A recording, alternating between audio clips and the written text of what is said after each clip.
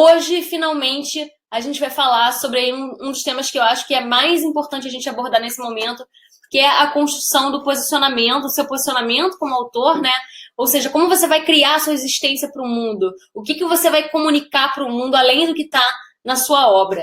Essa história toda começou, né, lá no século XIX, com a Revolução Industrial, né? As empresas começaram a ter que pensar em maneiras mais eficientes de se comunicar com o público, né? Para poder, devido ao aumento da concorrência, a Revolução Industrial facilitou, né, com o domínio dos meios de produção, se facilitou a produção em larga escala e com isso as marcas se viram ali no impasse de, bom, como é que eu vou chegar até meu público, né? Como é que eu vou comunicar melhor com o meu público para poder me destacar entre tantas outras marcas que estão surgindo? Porque com o aumento das possibilidades e com o número de concorrentes, um produto é um produto pro cliente.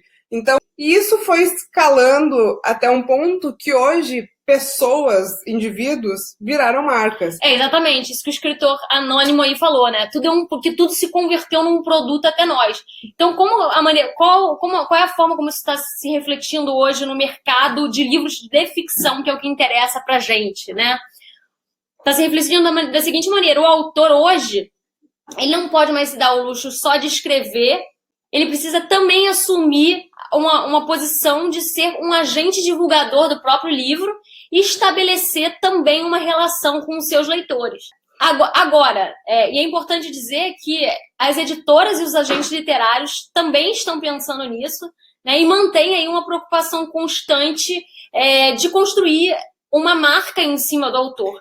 Então, pode ficar tranquilo quanto a isso, né? A menos que você tome o caminho da autopublicação, não é só você que vai precisar se preocupar com isso. Por isso que muita gente acaba optando por uma parceria com uma casa editorial ou então procurando um agente para representar. Porque muitas vezes o autor não se identifica de fazer esse trabalho mais de se expor, de pensar em como que ele vai vender o livro dele, em como que ele vai chegar como que ele vai chegar no público dele, como que ele vai interagir com os leitores e tal. Então, os agentes literários e as editoras, tá, vocês fiquem sabendo disso, porque vocês vão ver isso se refletir a partir do momento que vocês chegarem até uma editora, fecharem um contrato com ela, que existe essa preocupação constante em construir uma marca em cima do autor, né? Uhum. Gente, isso é muito evidente de diversas maneiras hoje. Você vai para quem aí já foi para uma flip da vida, para uma feira literária, e às vezes muito mais interessado do que ler o livro daquele escritor, né? Do que realmente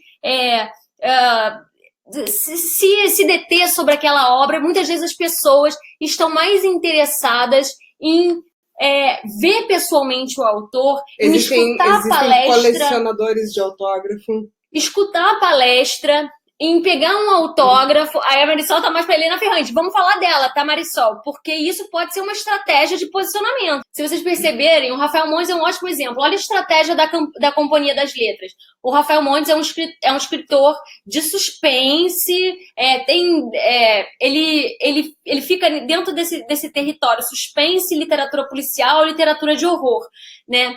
E o que a Companhia das Letras sacou isso e falou: não, vamos colocar o Rafael Montes como o Stephen King brasileiro. Porque tem poucos autores que se comunicam com esse nicho. Tem poucos bons escritores de horror, de terror, de suspense. E aí eles pegaram o Rafael Montes, que é um bom escritor proativo. Ele escreve bem e ele é muito proativo.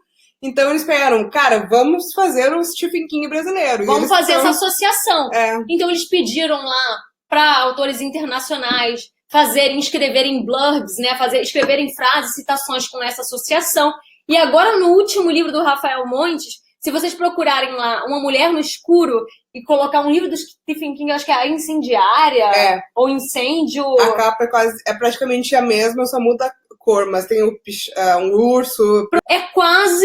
A capa é muito semelhante. Não, e não é coincidência, porque a gente estava passando por uma livraria e na vitrine os dois livros estavam colocados um do lado do outro. Então fica fica explícito mais que evidente ainda. que é uma estratégia de marketing. Então, eles pegaram essa. Eu até desconfio que a Companhia das Letras tenha pedido para ele inserir esse elemento do urso para poder criar essa associação com o livro do Stephen King, porque também tem um urso na história.